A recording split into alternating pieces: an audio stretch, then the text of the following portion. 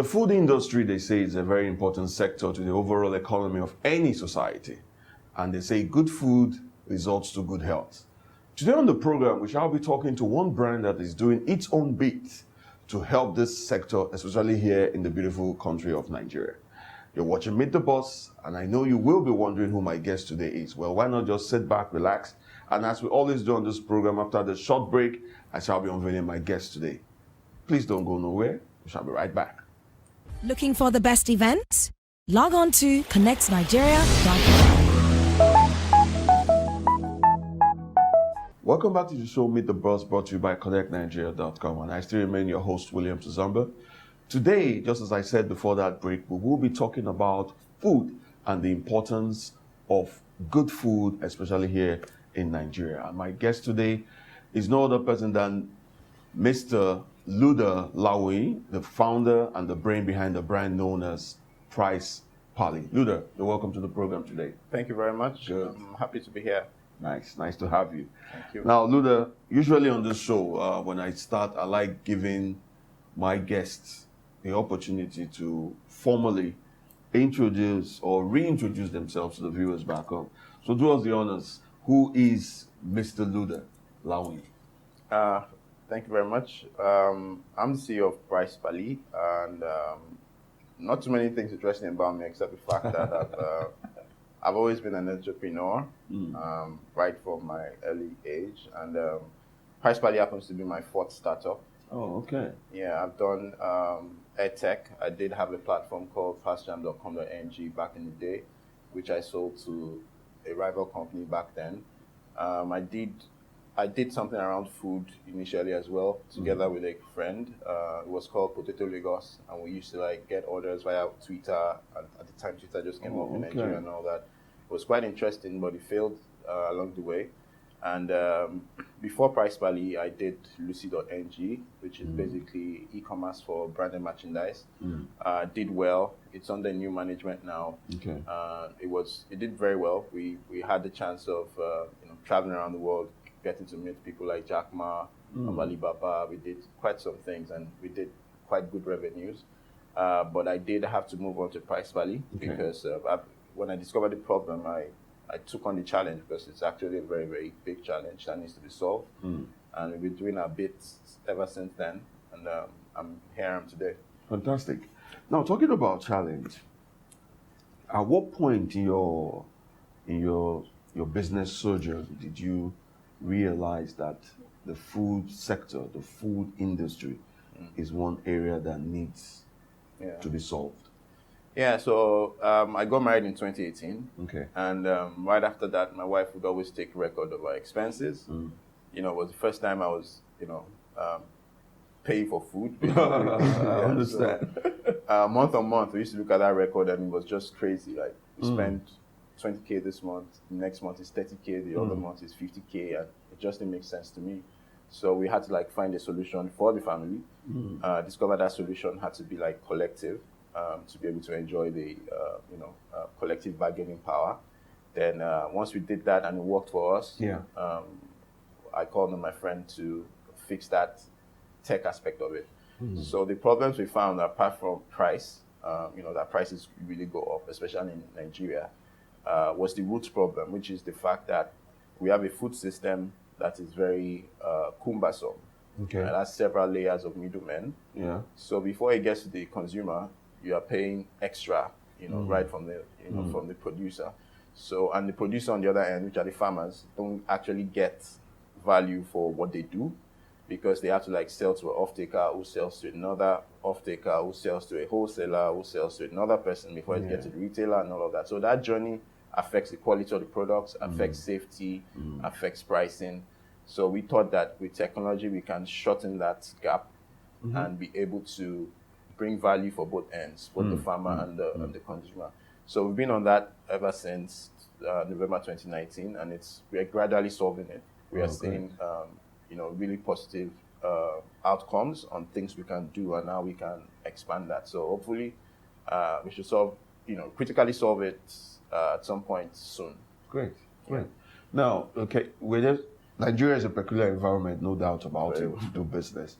Can you share some of your earliest challenges when you started this idea? And besides, how long has PricePally been in operation? Yeah, so we tested, we beta launched in November 2019. We fully started 2020. Wow. Yeah, so part of the challenges is basically what everybody would face. So, for example, Lagos, the food system that serves Lagos, there's a market called Mile 12 Market, which you would definitely know. It's like your biggest hub for food coming into the state. So it's like 75% of the food that is distributed in Lagos, 75 to 80% goes through there. So, but that market is so unstructured. There are all sorts of things going on there that it's not very good. But we had to work with markets like that. So getting people to standardize, getting suppliers to standardize, getting farmers to up their game in terms of production, in terms of the way they store things, and the way they transport things, and all of that. It's a lot of issues. You can start right from. So when we started, we actually mapped out the food system, serving many African cities. It took us a while to do that. So we have, all the problems right from the seeding, when the farmer starts to plant, up until how it's distributed, how it gets to the consumer, how it gets, at the end of the channel. So we look at where we can best fit. Okay. Yeah, and what we discovered was that pricing is the first thing we need to solve for. So we, with the aid of technology, we are able to aggregate demand. So that demand, we use it to negotiate the best possible price and the best possible quality. So that is passed on to the consumer.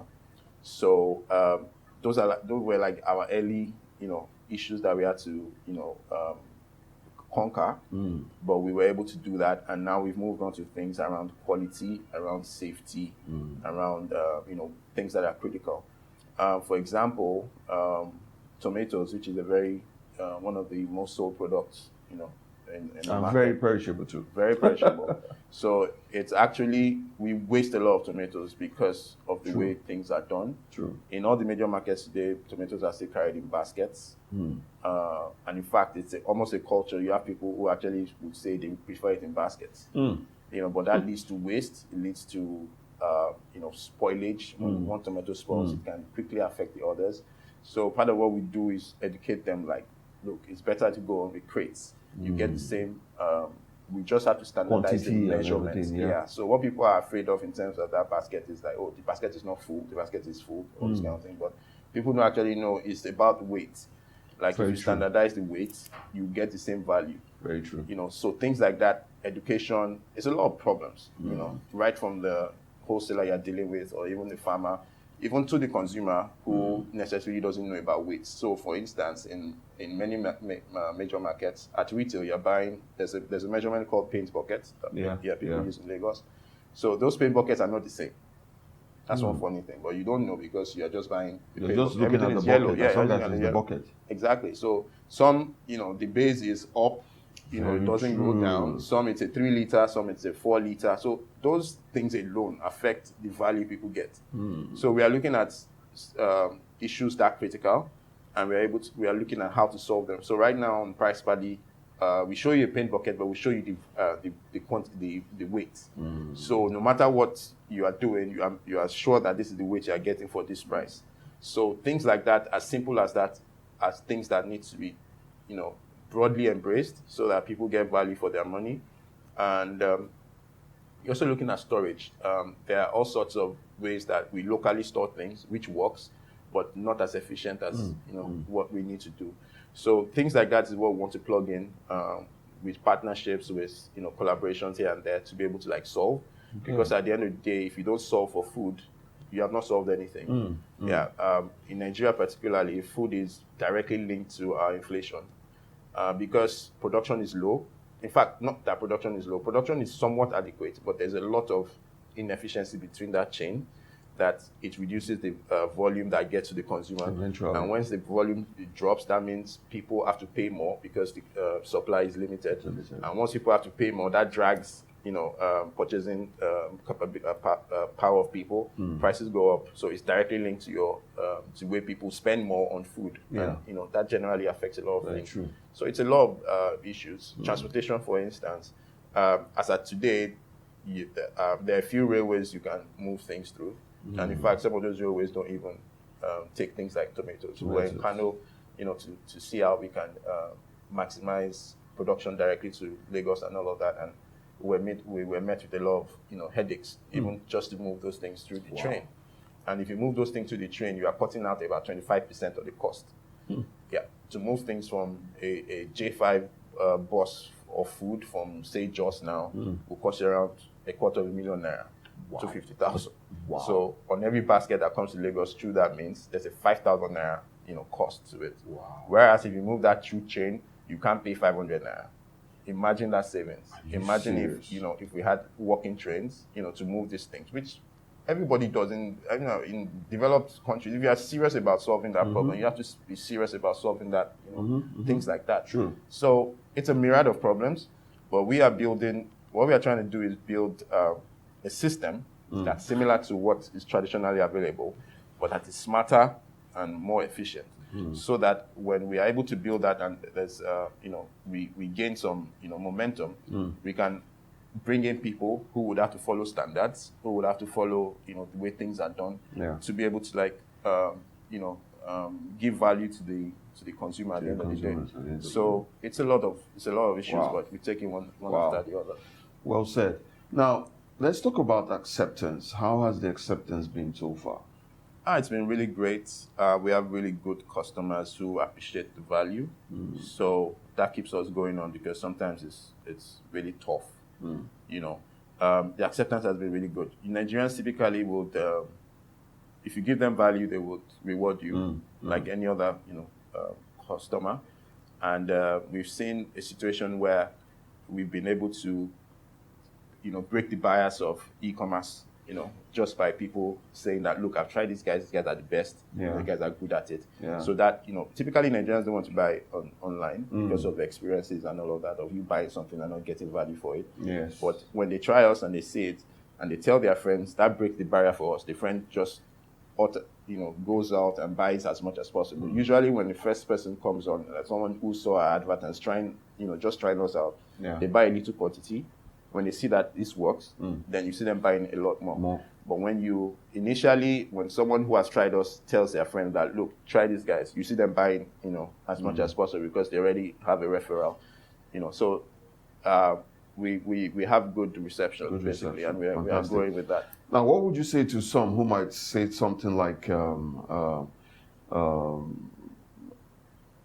pricing mechanism? Well, maybe before you take that question, I think at this point we'll go on a quick break, and when we come back, I'll pick you up from that point in time. No problem. Okay, good. Thank you.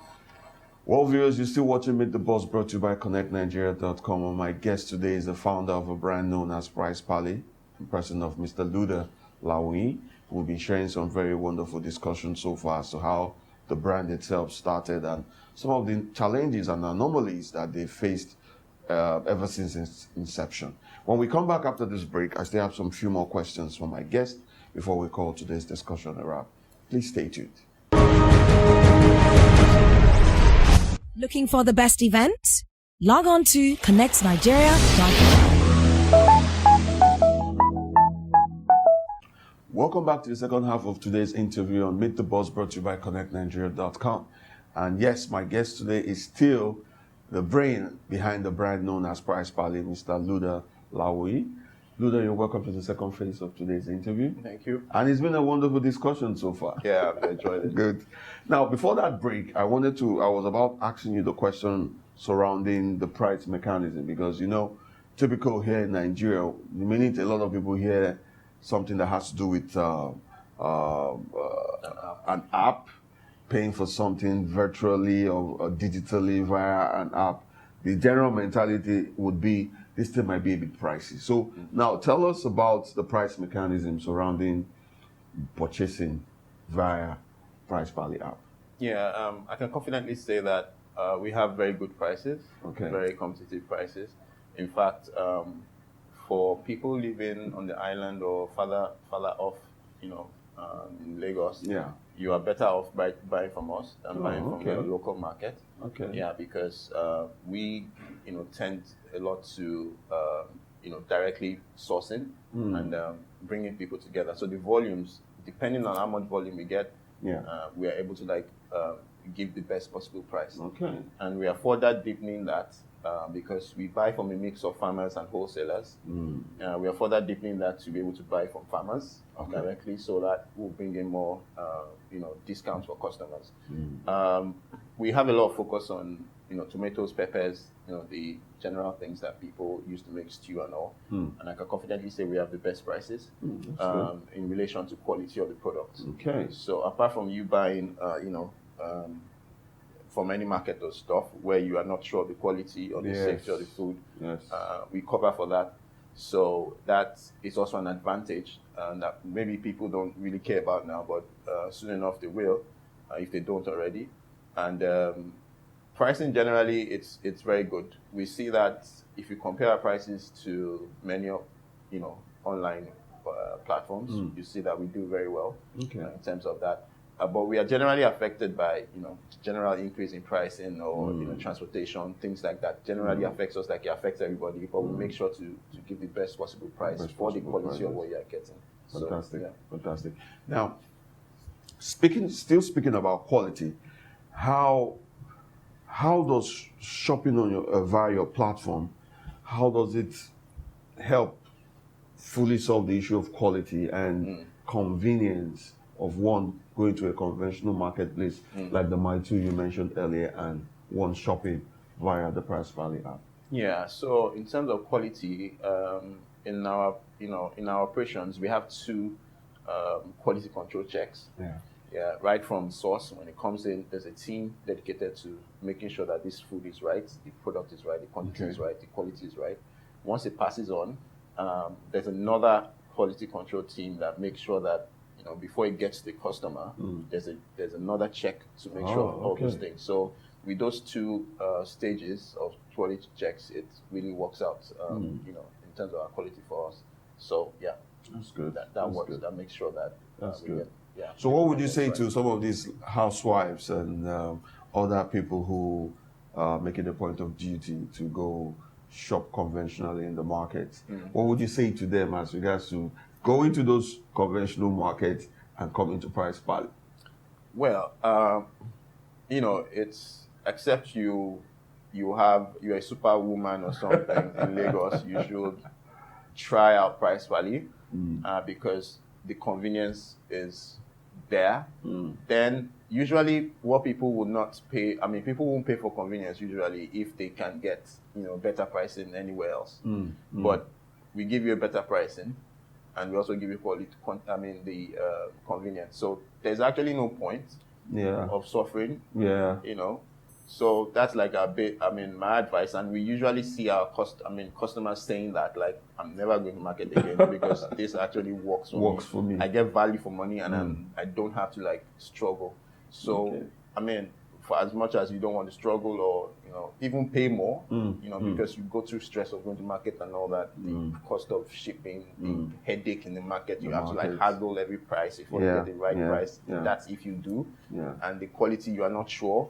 You can't replace your item once you buy in the market.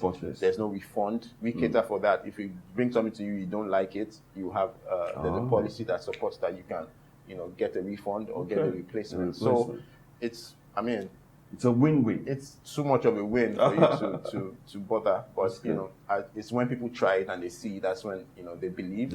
So my advice would be try it at least for one day. For one day you plan to go to market, try PricePally instead. And if it works well, continue with us. If it doesn't, you can choose to go back to your market. But I can assure you that it works. Good. Now, Luna, let's talk a bit more about our peculiar environment, Nigeria, and the ease of doing business. With your experience being an entrepreneur that has ventured into quite a number of businesses before the present one you're in now, how would you rate the business landscape in Nigeria?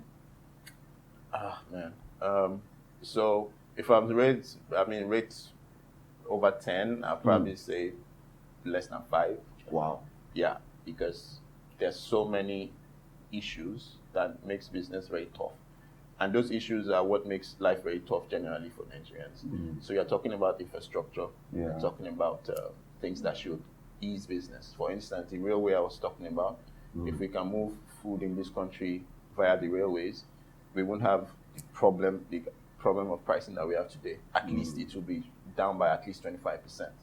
So that alone is the struggle, because when prices go up, consumers are, with the money they find hard to earn. It's not easy for them to spend. And if people are not spending money, the country is not moving forward. The economy is not going anywhere. Very true. So, general things that face everybody. Power is still a problem. We need to have, right now we are working on solar solutions for our cold storage that we're just putting together. That's costing us a lot of money unnecessarily. It would be better if we had that power supplied by the power company, and we are paying for that. But you pay for that, you don't get it, and you still have to sort out power yourself. So there are all sorts of these problems, right? But Nigeria is still peculiar. It's still a good place to do business at the end of the day. But it's just a lot more struggle. You have to be in it, the thick of it. You have to be ready to die in there. Yeah, ready to die. We say locally. Yeah, you have to be ready to give it all it takes. Yeah, the market is there. It's quite viable, but it could be 100 times better than what it is today. That's just it. But to me, I hear a lot about ease of doing business and what the government is doing. They're trying, but we're not there yet. We're not close, and we have to face that reality and be able to do what's better. Fantastic. Now we're coming to the home stretch, but I still have a few more questions before we call today's interview a wrap. One of which is motivation and inspiration. At the very beginning of today's discussion, you did make it very clear that you've been part of quite a number of startups. Now, how or where would you say you draw your motivation, your drive to keep venturing from one to the other and keep going? Well, that's a very good question, and quite hard for me to say. I think it's somewhat innate to want to solve problems. I hate being in a fix. No matter what it is. Feeling. Yeah, it being a fix. So I want to solve it. So when I see something that's going to reward me while I solve it, I jump at it. Someone who was influential. My mom was very influential in my life when it comes to business, because growing up with her, she used to run a cake business. And I was young. I was in my probably 5, 6, and I grew with that. We used to make the cakes together, do the supplies together. So I think that, and she used to pay me partly for what I did. So it was. I think that was what put that in me, and I grew up with that. But in terms of inspiration, Nigeria is somewhere that you will be inspired every day. Lagos is where you see a lot of people doing their own thing. You see your mates who are pushing really hard. Making great strides, like we see in the tech space today. So that pushes you, look, this guy is doing this. What are you doing? Good. Now, Ludo, PricePally, the next 2-3 years, where would you want to see the brand? Solving the problem critically. By then, we should have gained more structure and momentum to be able to significantly change the situation currently. But by then, we are currently in Abuja now. We are expanding to Port Harcourt next month or 2, and we also plan to be in Kano. So those 4 cities will enable us serve more people and also be able to improve our supply capabilities. So it's in 3 years we should be in this country and in other cities in Africa as well, because this problem is peculiar to other cities in Africa. And we think we have a solution right now. We just need to plug in where necessary in other countries. So generally 3 years from now, we should be, a household name. Yeah, in Nigeria and also other African cities. That's good. Yeah. Now, I just would quickly want to ask you another quick question. Tell us a bit more about your team. To run a very successful venture such as this, you must have a good team. How would you rate your team, and how important is having the right kind of team to a business? Well, it's really critical. Without the right team, you're not going anywhere. We've been fortunate to I've been fortunate to like work with very great people. Okay. In terms of rating them, I wouldn't even be able to like rate them because they do far and beyond what we, every time they put everything into it, a lot of sweat, a lot of blood, a lot of tears, if you could put it that way. So there are 4 of us in the founding team. Okay. There's Jumai Abalaka, who is our operations officer. She has over 10 years in the food business. Okay. Yeah, she was doing basically what we are doing now without the tech before. She grew up in the north of Nigeria, so she used to supply people in Lagos food, fresh food, and all that. So, she brought in that expertise and those connections she had, and that's why we have that somewhat solid operations. We also have Deepak, who is Indian. He's our CTO. We met a couple of years back, and we've been friends since then. And when this came up, we discussed this. He was happy to jump on to help to build it, and is currently leading a team of about 6 tech people. Okay. Juma is leading a team of about 40 people who are like the operations guys. Then Mosun, who happens to be my wife, she started off with our data because she's very handy with data and all of that. She literally built that data base and the team. Right now we have a team of 4 people in the data team, and she has built that to an appreciable extent. Now she's in charge of customer experience generally. So people who interact with the customers online and all that, she's making it standardizing and making sure it gets better. Then we have the administrative team of really young people who are doing really great things. We have 3 people in marketing that go out to hotels, restaurants to get deals done, and they do a good job. Karima, Chioma, Toby, and we also have the accountant.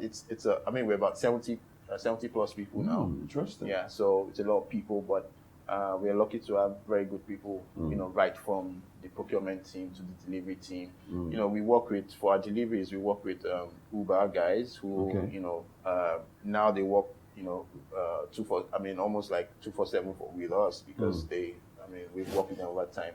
So it's a mix of really good people. That's why we are making progress. So to have a team is really, really important. Really important. There's a limit to what you can do without a good team. Fantastic. Now, Luda, before I let you go, what will be your final words of encouragement to other young entrepreneurs who either want to do the similar thing or do some other venture into some other things? Well, if you're in Nigeria, you have to double whatever commitments. Double your effort. Double your hustle. You have to grow a thick skin. You have to have that mentality of not giving up, because a lot of things will be thrown at you to give up, no matter how simple your business is. It's a country where you have a lot of challenges, but it's also good because if you're able to face those challenges, it builds capability. There will be hardly anything you can't face, you know. And you see Nigerians doing very well in other countries. That's because they've been through hell here and they're just in heaven, and it feels like a stroll in the park. So, as bad as our situation is something that we should also embrace and challenge ourselves, because you're building capacity as you grow. So that would be my advice. If you're in Nigeria, you need to be really focused and do the best possible, and do away with these crazy things young people want to just hammer overnight. There are all sorts of stupid things that go on now. Be ready to work. There's always you'll be rewarded. That's the truth. You'll be rewarded for your effort. Be ready to work. Be ready to be straightforward. Integrity really matters. It's scarce in our days now, but you have to have that to build a reputable business that grows from over a period of time. So that would be my advice. A lot of stuff we could talk about, but I'll limit. That's the basic stuff. Thank you very much, Luda, for being on the program today. Thank you very much for having me. We've learned quite a good number of stuff from you and your brand and the amazing thing you guys are doing here in Nigeria. And we can only wish you guys the very best. Thank you very much. Thanks for being on the show. Thank you. Well, viewers, you've heard it all from my guest today, Mr. Luda Lawoyin, the founder and the brain behind the brand known as PricePally. And man, what a discussion it's been today. A lot of amazing things this brand is doing, and the sky can only be but the beginning of their success growth, both here in Nigeria and other African countries in the nearest future. Remember, you can always watch the post-production of today's interview on our YouTube page. Just go to YouTube, search for CNTV, that's Connect Nigeria TV, and you'll see both this interview and many of the other numerous interviews we've had on this program. And as I always say too, you can always follow us on our social media handle at Connect Nigeria across all platforms, Facebook, Twitter, Instagram, LinkedIn, so that in the case you want to see anybody of interest on this program, just do well to drop us a message or two, and we'll do our best to bring that person your way. And remember too, I'm also on the social media space. My name still remains William Tuzomba. Just search for me on all the various platforms and you would see me too, so that if you also want to reach out to me personally, please feel free to do that. And as I always say on this program, until we come your way, same station, same time next week, continue to keep a positive mind. And regardless of the situation we find ourselves in, just stay focused, stay positive, and the sky might just be the beginning of your success. Bye, guys. Looking for the best events? Log on to Connect Nigeria.